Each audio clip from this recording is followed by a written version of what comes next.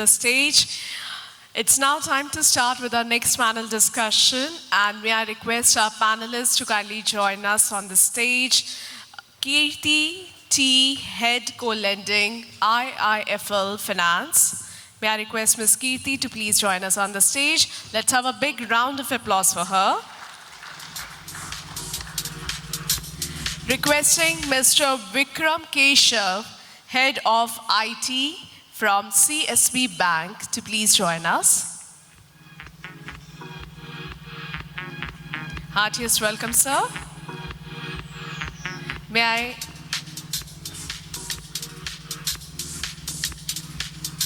I now request Mr. Ritesh Jain, Head Underwriting, SME Retail and SEG, Aditya Birla Capital, to please join us on the stage.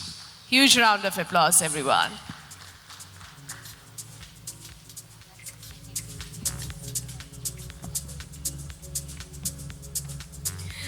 Requesting Mr. Sanjay Ghosh, General Manager and Head, Saraswat Bank, to kindly join us in the panel. May I now request Mr. Arvind Vashistha, Head Credit and Risk Policy, NABFID. Heartiest welcome. Requesting Mr. V. Venkatasubramanian, DGM IT, City Union Bank, to please join the panel. Our next panelist is Mr. Mazin Abdullah, Head of Treasury and Co-Lending, CRED, to kindly join us on the stage.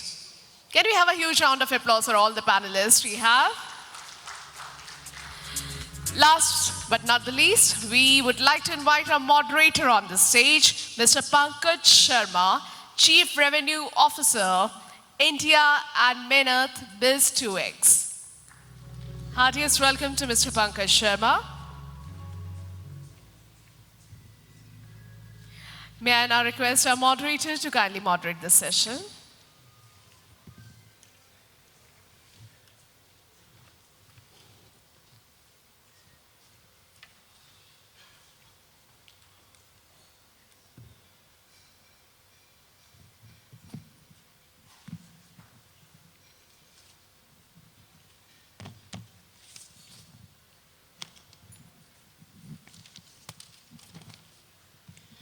Good afternoon, ladies and gentlemen, and thank you so much for joining us today. Before we jump into asking questions and having a discussion, let me start with some interesting stats. And today's topic of our panel discussion is loan origination, automation, smarter, faster, and AI-powered. Nearly 45% of consumer lenders globally, ladies and gentlemen, have already reported using AI in their lending. And 78% of lenders globally have reported improved credit assessment by adopting AI, and these are startling numbers. I remember a panel discussion on AI about some 6 months ago, and everyone was talking about AI being a buzzword. But looking at these stats, it's no more a buzzword. AI is here, it's already been adopted by major lenders across the globe, and it's thriving. And with that, I want to open the discussion. And before I do that, I'm sure there are lenders, there are techies out here in audience. Just a quick one. How many of you have already started adopting and using AI, agentic AI, it could be Gen AI, in your lending processes? If you could please raise your hands. That's a good number. I can see about some 10 hands going up. And again, in the last discussion that I had, I barely saw 1 or 2 people raising their hands. So we can clearly see how AI has already entered our lives, and especially lending. With that, let me begin with my first question to Venkat. So, Venkat, new generation loan origination systems are moving fast. And simple workflow management is no more interesting to anyone. How you use AI in automating the workflows, in scaling up the loan book faster decision making, is what now people are looking for. Just having pre-integrated fintech services, APIs, bank statement analyzer, or just evaluating GST filings, that's all passé. How exactly, in your personal opinion, you see loan origination systems, traditional loan origination systems now getting revamped and AI being used? Good afternoon, everyone. Thank you for the opportunity. So let me take a step back on the history of digital lending. When we looked at early 2000s, we had ALPMs in banks, and then they were focusing more on the transaction systems. Then the core banking evolved. Even those days, the transaction-oriented was more focused, but not the digital lending. Next came the digital payment era. Even there, I don't think digital lending was a topic that was discussed among banks or anybody. I think post-COVID, I think where the digital lending evolved in a much faster way. And now we are entering into the AI era. So as you said, the traditional LOS, which was a platform-based lending or a product-based lending, was existing around a couple of years back, now is moving towards the AI-based lending. Yes, in fact, in my own view or in our own personal experience, now we are looking at how agentic AI can be involved in underwriting process and how it can be effective and how decision can be much more faster.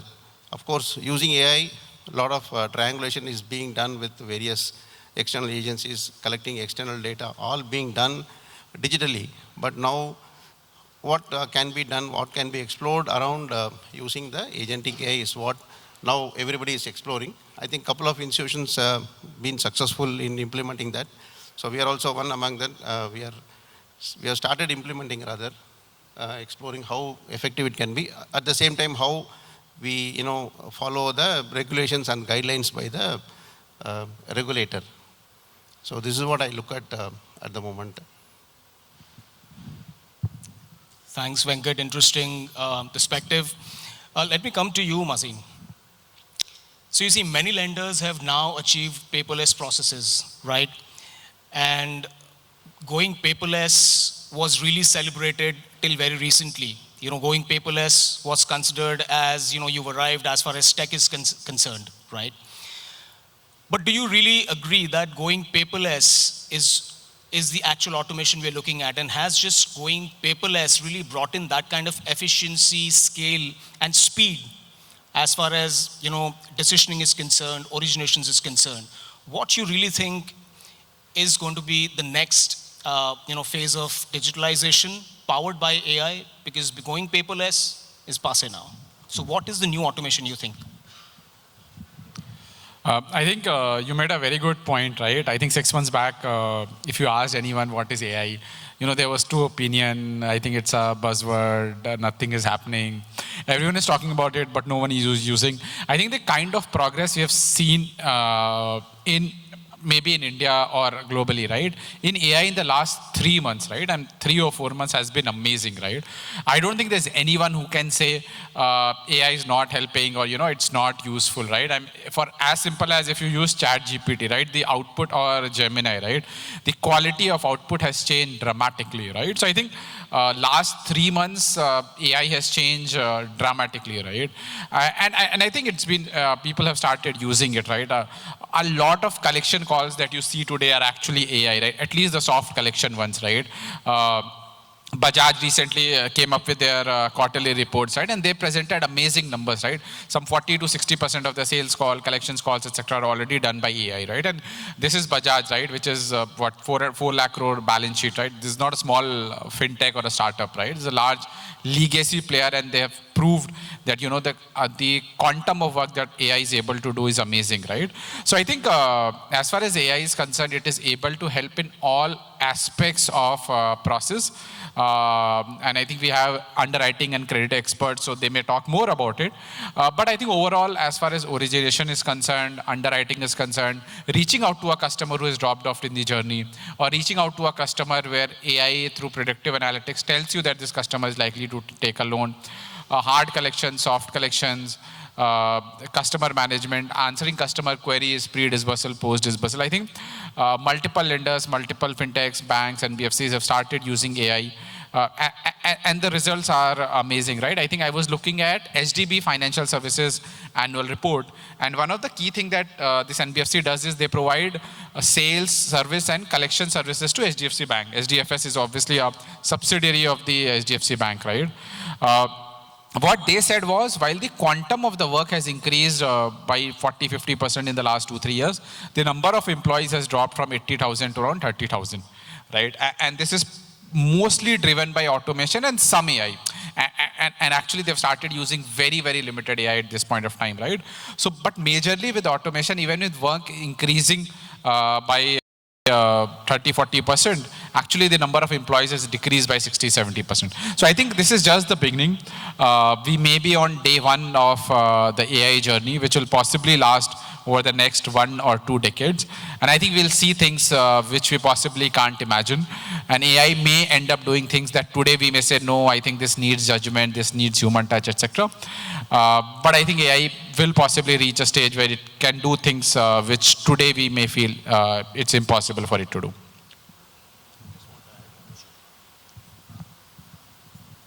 So with the traditional based lending, where a lot of documentations were involved, a lot of documents had to be, gone through. I think now AI is bringing a lot of solutions. This is going to be definitely challenging for the aggregators as well, especially where we triangulate the data using those aggregators. I think AI is going to give a tough challenge for the aggregators now, which is going to affect their business as well. This is my view. Absolutely. There are a lot of areas which are going to get impacted by AI, and I think that is one area which I would like to sort of explore with other panelists as well. And before I go there, Mazin, you talked about a player like Bajaj adopting AI, which is known for retail loans and doing very large volumes of retail loans, generating a lot of data, and Bajaj being a very seasoned and old player also has a lot of data, which helps them, in adopting AI in retail loans. But I want to come to you with this point, Arvind.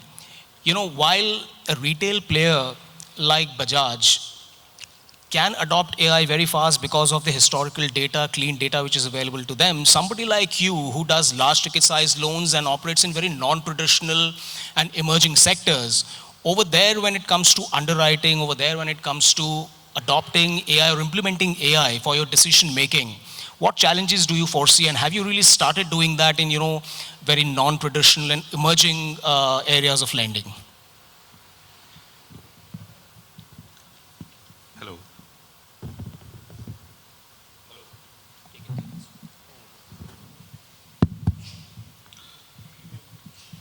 Yeah, I hope I'm audible. Good afternoon, everybody. Thank you for this opportunity to share my thoughts. Thank you, Pankaj, for that very relevant question. I was here a short while back, and I just want to relate that experience. Pankaj asked that how is the feeling in the corporate or the wholesale banking piece with respect to the advent of AI in corporate lending. Interestingly, I found a lot of players in the ecosystem outside of this hall, but really couldn't find one which was possibly offering a solution for the corporate lending piece. And I'll want to actually share my thoughts on how we are grappling with that. I represent the piece which possibly deals with large, complex, lumpy, long tenor loans. We are essentially a development financial institution. So these are industrial finance, project finance kind of loans. And my experience on where AI can really make a difference, and I would love to hear from you, including the players in the ecosystem, is that the digitization and automation part is largely done or is largely behind us. But let's look at where AI can possibly help the large corporate loans. Let me take an example of, let's say if you're actually lending to a long tenor loan for a facility which combines a hybrid power project. And let me just explain it a bit to you. Let's say it's a solar plus battery energy storage project which is getting implemented, and you are funding that project. It's a complex project, as I said, because you are essentially asked to estimate the yield from the solar project. You are supposed to provide power from the battery energy solution in possibly times when the demand is high, which is precisely the time of the year we are in right now. And then you are actually asked to extrapolate it for a period of maybe 15, 20 years. The kind of assistance in my view which AI can help is, number one, let's look at demand estimation. Possibly that's one area. The second is really the performance of the equipment. What do I mean by that? Here AI can actually come in, possibly use a lot of databases which are available on the weather side to predict the irradiance from the solar system, to possibly predict what kind of demand assessment can be for a complex country like India. To give an example, in a city like Mumbai, the demand is actually throughout the 24 hours. So you will see that in the morning time, the peak demand possibly is concentrated towards a lot of office spaces, and in the evening, it will be for the residential space. For a city which is more industrial in nature, this demand can possibly move very distinctly. It may not be spread like in Mumbai. So an AI tool can actually help predict this behavior in better credit underwriting. The second example, and again, let me take an example of a power project which is possibly based in a hilly terrain or a difficult terrain, and can it be impacted by a climate event? So the climate risk assessment is where we think AI can really make a huge difference by studying a lot of data, historical data around it, which can help a lot of credit costs associated with it, like insurance, etc.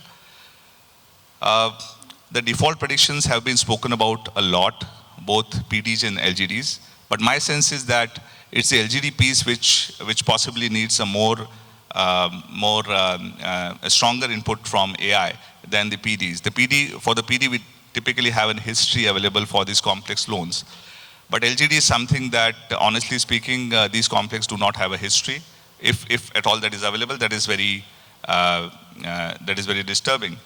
So you have platforms like settlement of these through the IBC route, or maybe other forums where these get to settle.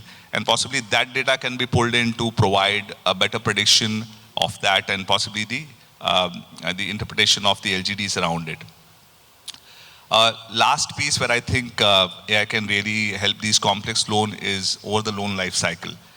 So typically, I'm again going to give you an example of a complex project which possibly an entity like us funds.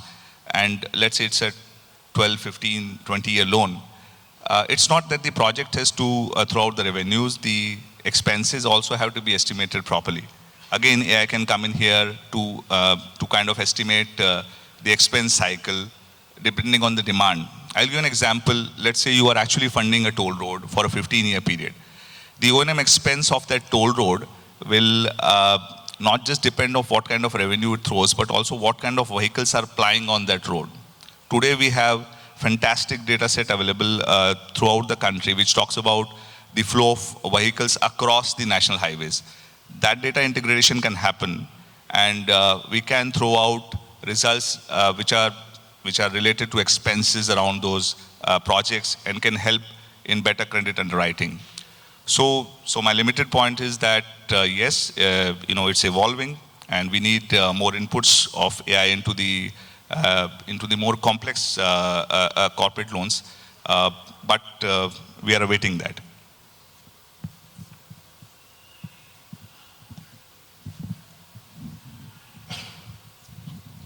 Thank you so much, Arvind, for that. Very interesting perspective on large ticket size, loan underwriting, and AI decisioning. Let me go to Ritesh, who also uses AI, I believe, already in his underwriting and credit decisioning. So Ritesh, one of the biggest opportunities that AI brings to us is in the credit evaluation process. And as an AI-powered SaaS service provider, I can share my own experience that when we are doing a demo of our platform, customers get most excited when I present the use case of how exactly agentic AI bots which we have, or the models which we have built, how they can shorten the credit assessment cycles, how they can enhance your underwriting decisions. That is the area which excites lenders the most. and you are the practitioner of, that particular area. So, why don't you throw some light on how exactly you think, this AI is actually going to completely change underwriting? Because look, the market is flooded with agentic AI bots. Market is flooded with models which can enhance your credit underwriting models. But how many of them are actually effective? And what will it take really for these agentic AI models to be practically effective in enhancing your credit underwriting? If you could please talk about it. Yeah, hi, I'm audible. Good afternoon, everyone. Before I speak, just want to give a small disclaimer.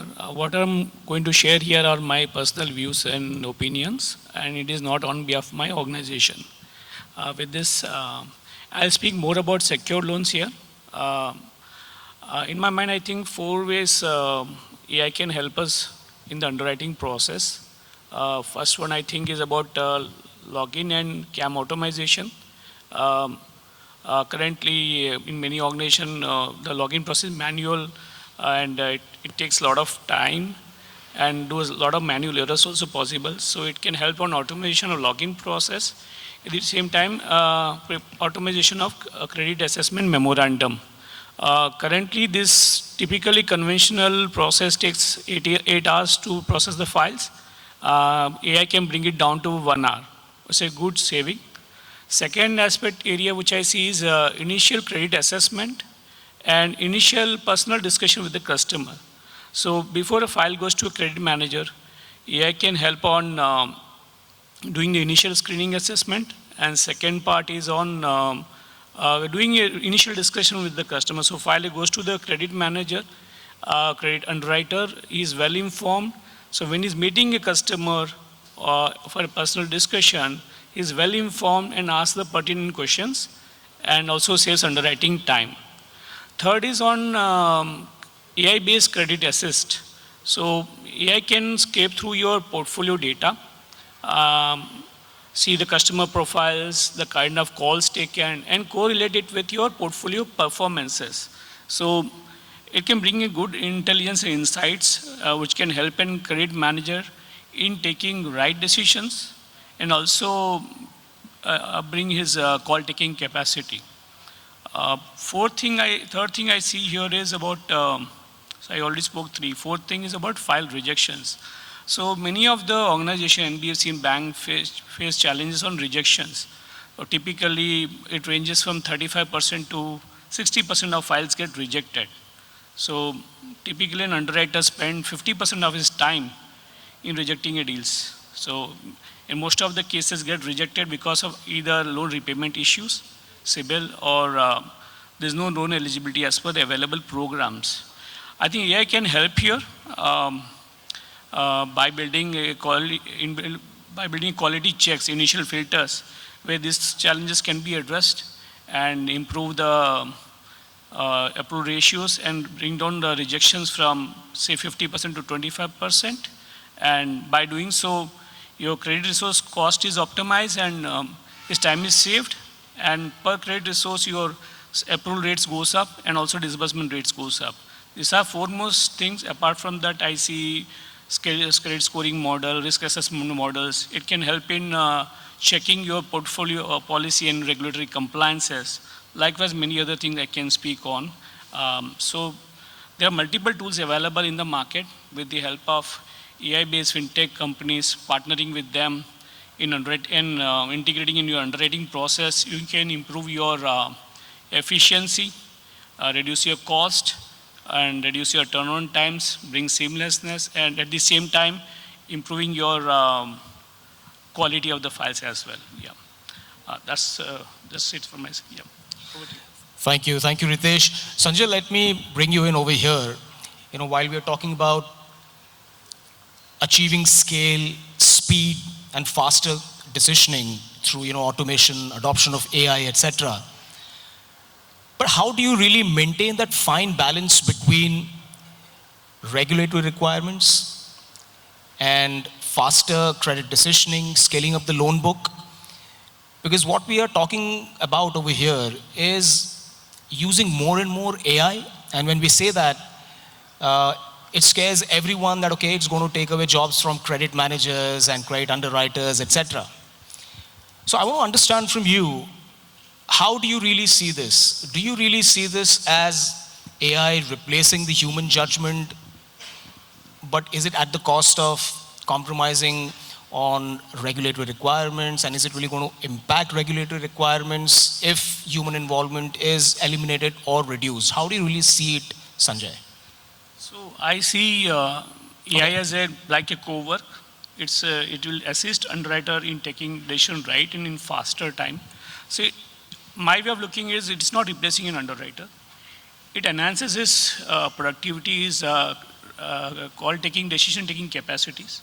So let's say today an underwriter security takes a decision in 30 files. It can improve to 50 to 60 files. So generally what happens, decisions are taken in half an hour. The majority of the time goes in the assimilation of the data. So AI can help there, provide a lot of information, gives a clarity to an underwriter, so he can take the decision in time. In my view, in secure loans, there's a regulatory requirement also there. Human touch is important. So as long as regulatory is clear, it is not replacing human touch base in the cases. So that's my view on this. Yeah. Sure, Sanjay, would you like to add to it?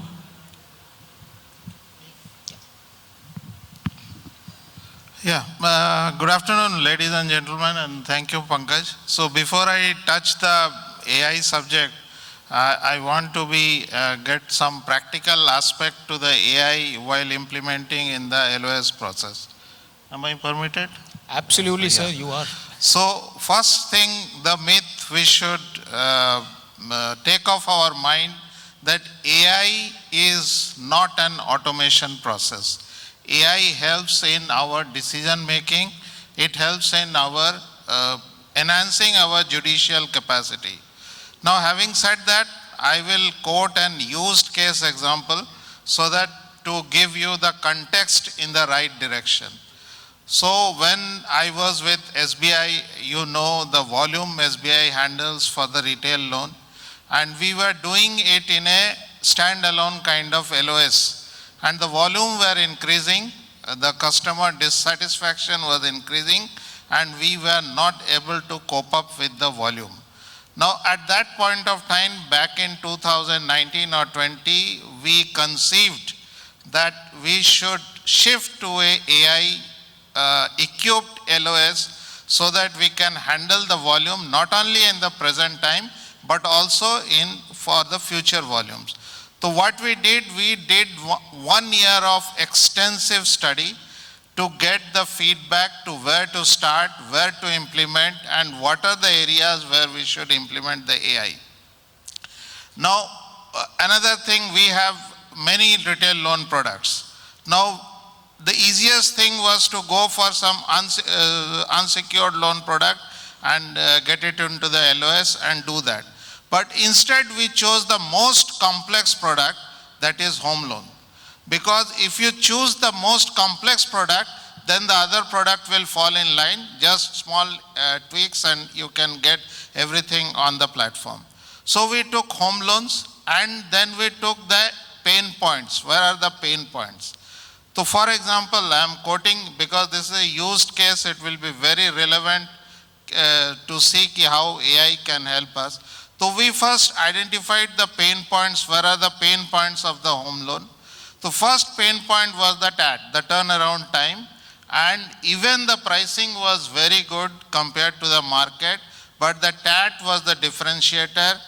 So first learning was that AI should reduce our processing time.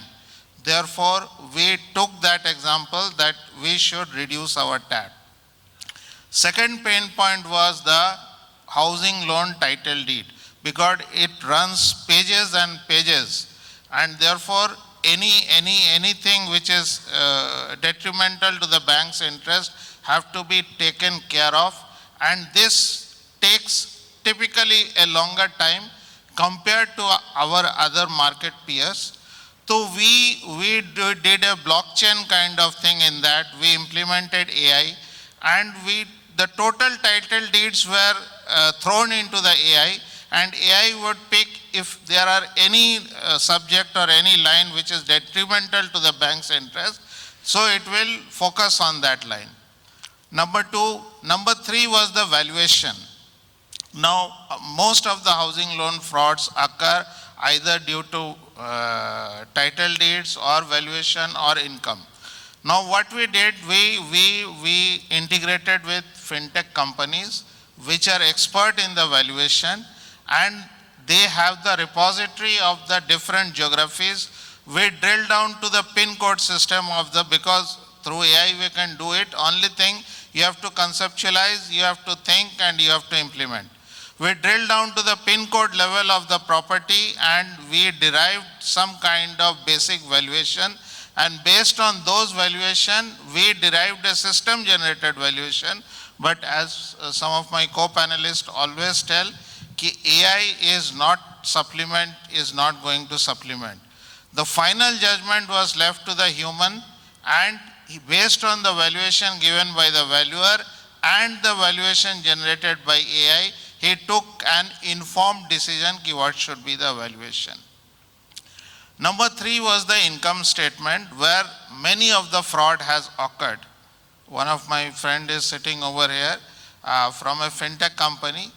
So they had a very good product where they can identify if there is any tampering in a PDF file, they could throw up those tampering. So we implemented that product, but thankfully now account aggregator has come, so that risk is mitigated. So we implemented that product. If there is any tampering in Form 16 or salary slip or anything which relates to income, we can detect those things. Now, there are digital footprints also where there is no salary slip available. We use the AI to get those digital footprints and add to the income statements. So last thing what we did, the best thing I think what we did is the digital document execution through NESL. Now with this blockchain, people in home loans, now we don't require signing of the documents. Of course, signing of the documents are available, but if all the borrowers and co-borrowers have their Aadhaar card and their Aadhaar mobile number updated, they can do the digital document application. So in focus, 360-degree thing was taken care of, and not only up to sanction, we moved to after-sale services also, giving the interest rate certificate, changing of the interest rate, everything was covered in the LOS system. So my point is that first we have to think where we can implement the AI and where we can implement the agentic AI, where we can implement blockchain. We have to think very carefully and implement it.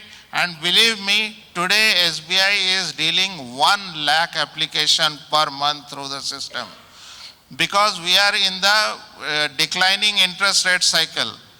Interest rates are coming down, there is a pressure on the NIM. The only thing you can do it by playing in volumes. And by playing in volumes, there is no other way than to go to AI, use the AI very judiciously, and one last disclaimer, AI is not going to replace you. AI is also only going to augment your decision making. Thank you. Thank you so much. A very interesting perspective, and I'm sure it's going to calm a lot of nerves over here when you said that it's not going to replace a lot of jobs. So thanks for the perspective. Quickly, continuing on the same lines, Kirti, let me come to you. Sanjay mentioned about using AI extensively for activities like document analysis, etc., right? Now, you work specifically in the co-lending segment, where, for me at least, I think that it's a very complex setup because you have multiple partners, co-lending partners, multiple stakeholders, with all of them having different kinds of lending policies, different requirements as far as lending is concerned. So it's a very difficult and dynamic setup to actually manage. Do you really see a use case for AI over there? Many use cases have already been discussed, but yours is a very different kind of lending setup with multiple stakeholders, do you really see, AI enhancing the entire co-lending setup? Hi, I'll quickly introduce myself so that any use cases I provide can be taken in that context. I work with IIFL Finance. We have about 1 lakh crore in AUM, loan AUM. Our products are gold loan, home loan, microfinance, and business loan, which also includes some loan against properties. Coming to your question, Pankaj, see, co-lending is nothing but two partners coming together, okay? So instead of just focusing on the partnership angle, because AI or AI agents can be used at both lenders, I would say right now it is more relevant in origination, servicing, cross-sell of the customers rather than partnership between the two companies. In co-lending, what we're doing is obviously we are using a lot of AI in the tech development side, not so much on the customer side. Since we're discussing more on loan today, I will not focus on that because there is a lot of benefit, there is a lot of time saving. For example, earlier we probably have taken even 2 months to integrate with a bank. Okay, now I've been able to do it in under maybe 10 working days, even lesser, right? So there is a lot of AI that is being used there. But more from a loan perspective, I will add to what Mr. Sanjay was mentioning, because I really loved all those examples, and so we use some of those in our home loan as well. I'll give you a couple of examples. One is gold loan, or this can be in any loan, because AI is a next step after automation. In automation, what did we do? We read customers' KYC documents through an OCR, right? But AI will do a step further. PAN and Aadhaar are, they are common across India, so they have a similar format. But then there may be some KYC like, say, a birth certificate or a driving license. They could be tampered, or there is no uniformity in terms of OCR reading. So AI helps there. So it provides that kind of a layer on top, which helps our sales guys and our systems to get more uniform. That's in the loan origination one.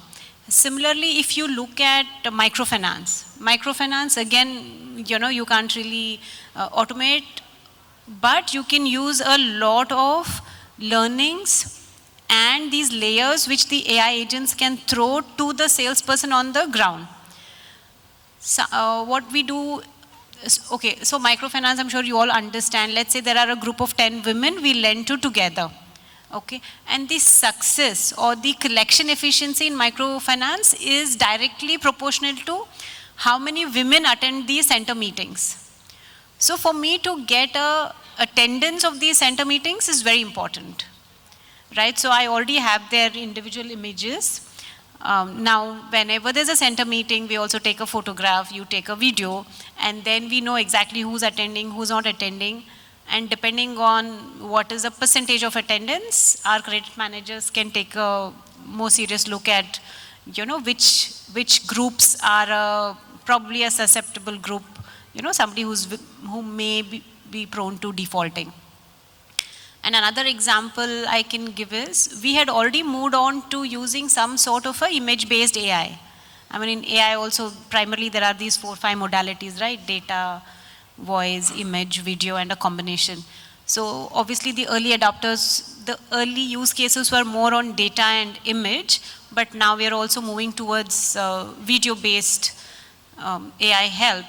One example is, we give home loans and loan against property in the affordable segment, right? Like home loans, are average ticket sizes 14-15 lakhs.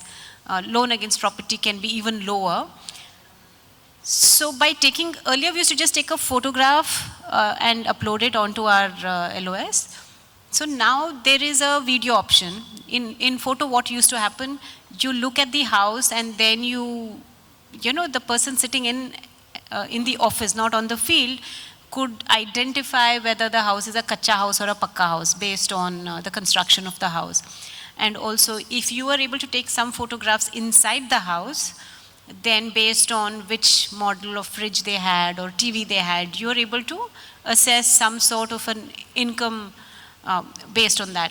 Now with video assessment or video personal discussion, you also get to see what's the surrounding house looking like, what's your geographic location, whether there is a bike in front of the house or a car in front of the house.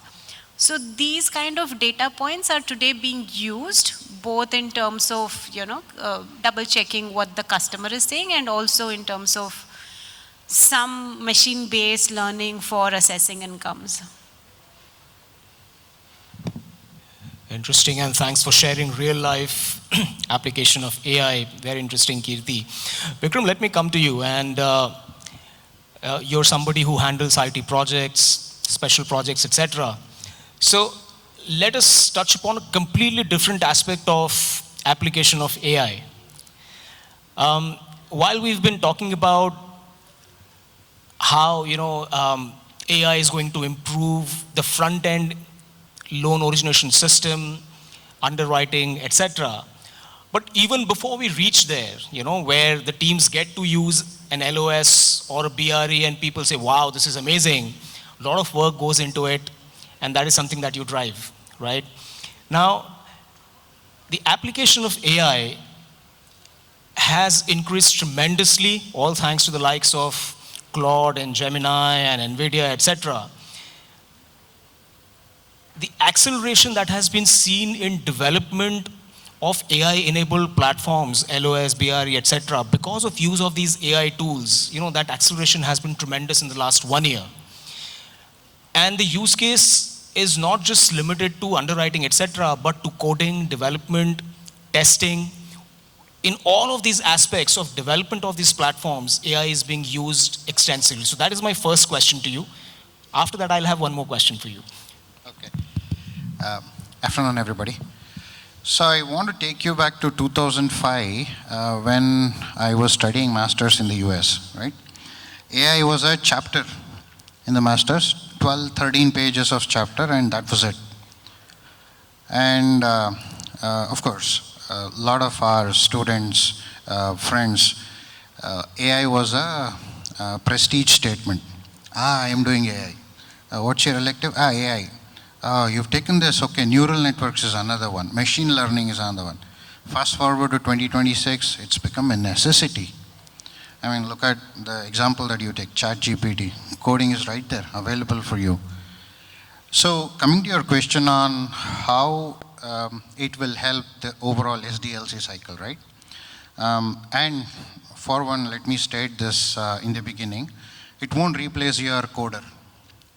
It won't replace any human body because that human touch is needed. If you leave everything to AI, I don't know what will happen to the systems. But what we can leverage out of AI is very broadly 3 things. One, it can add as a catalyst and advisor and say, okay, boss, your code is this. I can review your code, make it much faster, simpler, smoother, etc. Number 2, usage of libraries which is available in all the languages, Java, Python, etc., to a much more better way. And third is to deliver much more faster. So usually your sprint sessions take about 15 to 30 days, right? But with the help of AI, you can reduce it. So that's one part of it. Now, the other part of it which I want to touch upon is, while we were implementing AI, coming from a legacy bank like CSB Bank, which is 104 years old, our customer base is disparate, right? We have Gen Z, we have Gen Alpha, we have people who are 60, 65, 70 years also.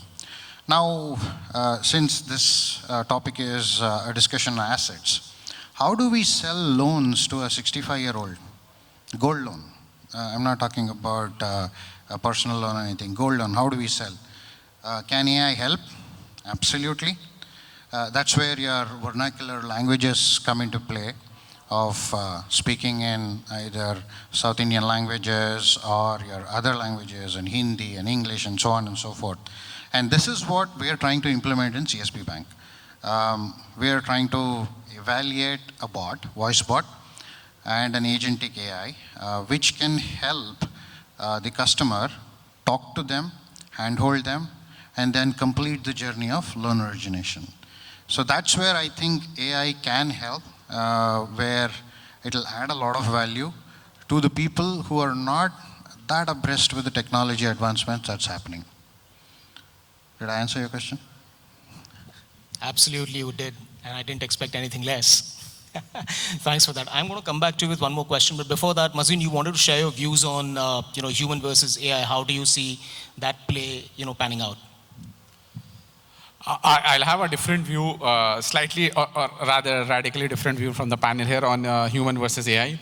I think to say that AI will just assist human being and not replace the jobs or not replace human being, I think may not be true. And it's already happening, right? I think if you look at a lot of US firms, right, one of the core parameter in which they are being judged is what is your revenue per employee and what is your valuation per employee, right? And numbers are, I'm saying numbers are very, very different, right? I'm saying the revenue per employee of an AI native company is 1,000 times of a non-AI native company, right? So it's not a 1x or 1.1x or a 1.5x, right? It's 100 times, 500 times, 1,000 times, right? There's a unicorn with 10 employees, right?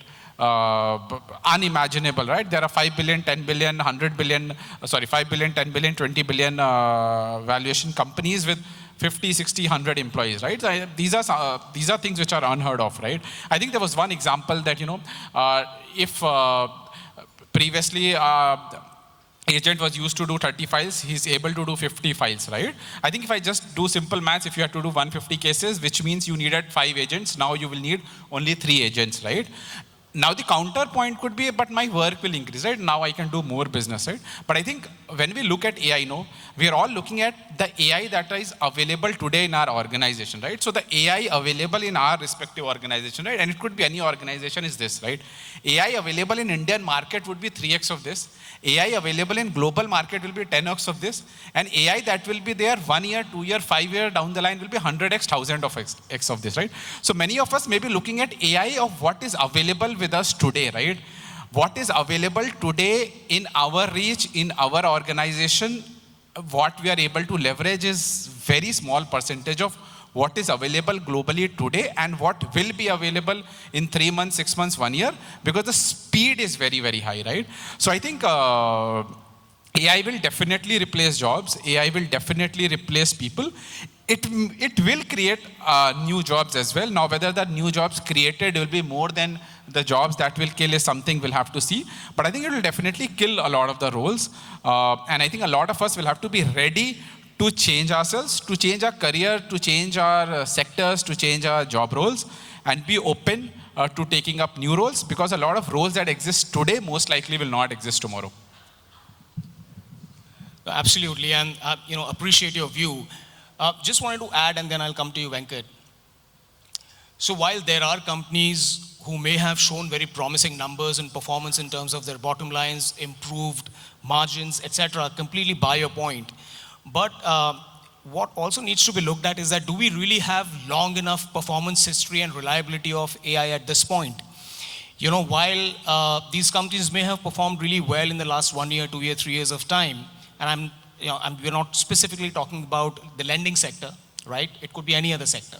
But talking about lending sector, lending segment, do we already have long enough history of AI-enabled decisions performance available to strongly believe that if in a particular bank or an NBFC, AI had replaced underwriters, there were earlier 50 and now there are only 20, and after that, if there has been improvement in their numbers and their ratios and margins, etc., but is that history long enough, performance history long enough to believe that yes, removing those humans was right and trusting the judgment of AI was correct? So I think we'll also have to wait and see. We'll have to wait for long enough performance history of AI to start trusting that yes, their decision over a human judgment is better.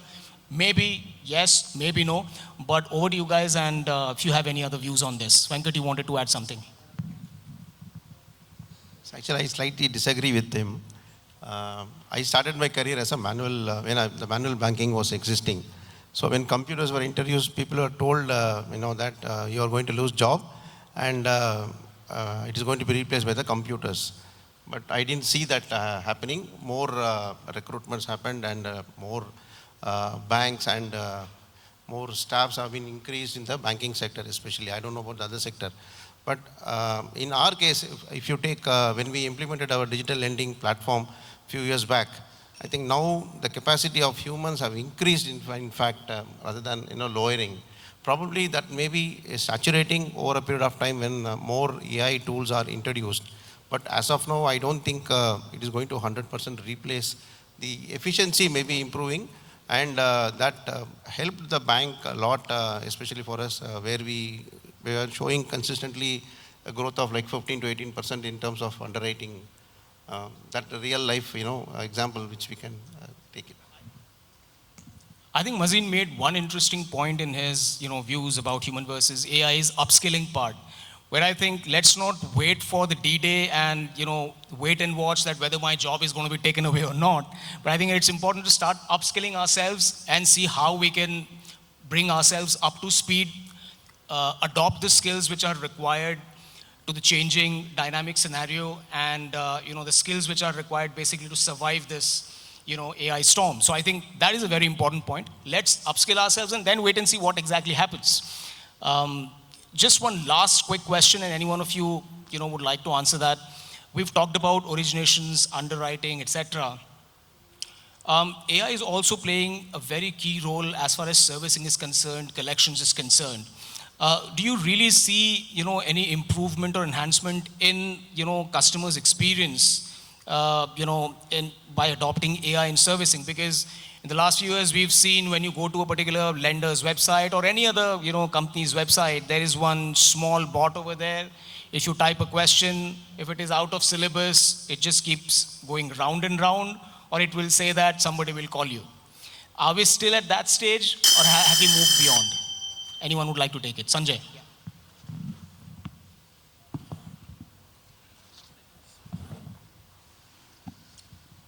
So thank you, Pankaj, for throwing this question. I will give you a small example so that we can relate to that.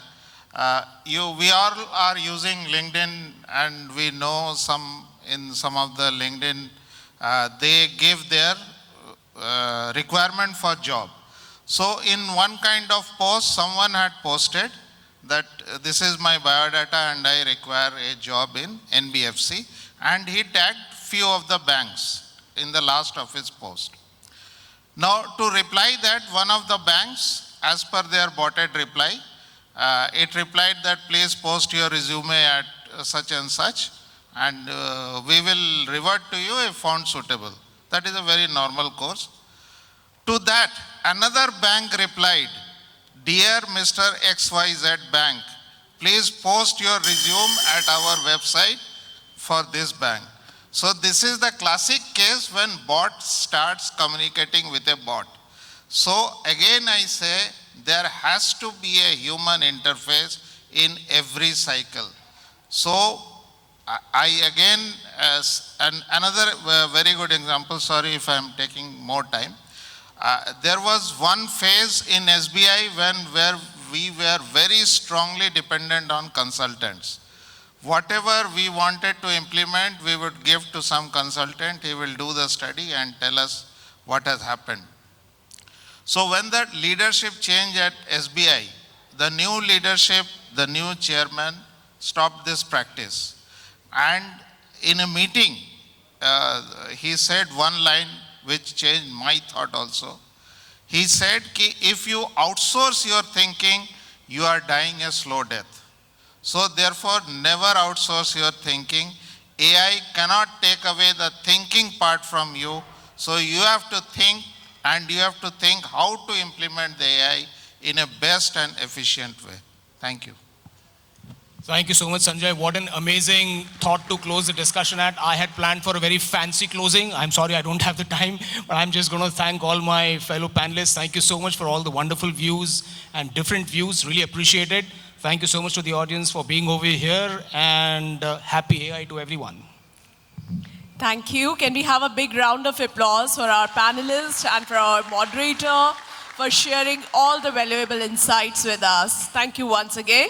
May I request from Setu by Pine Labs, we have Ms. Vinuthana Bandaru. She is Associate Director, Head Sales, Data Products. I would like to request her to please felicitate our panelists and our moderator. Let's have a big round of applause for her.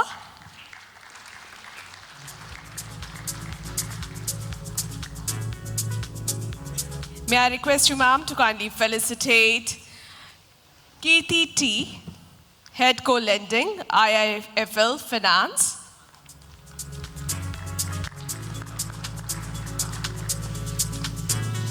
Requesting you to kindly felicitate Mr. Vikram Keshav, Head of IT, CSB Bank. Requesting you to kindly felicitate Mr. Ritesh Jain, Head Underwriting, SME Retail, Aditya Birla Capital. Next we have Mr. Sanjay Ghosh, General Manager and Head, Saraswat Bank. Requesting you to kindly felicitate Mr. Arvind Vashistha, Head Credit and Risk Policy, NABFID. We would now like to request you, ma'am, to kindly felicitate Mr. V. Venkatasubramanian, DGM IT City Union Bank. Next we have Mr. Mazin Abdullah, Head of Treasury and Co-Lending, CRED. I would now like to request you to please felicitate our moderator of our session, Mr. Pankaj Sharma, Chief Revenue Officer, India and MENA, Biz 2X. Thank you so much. Let's have a group picture.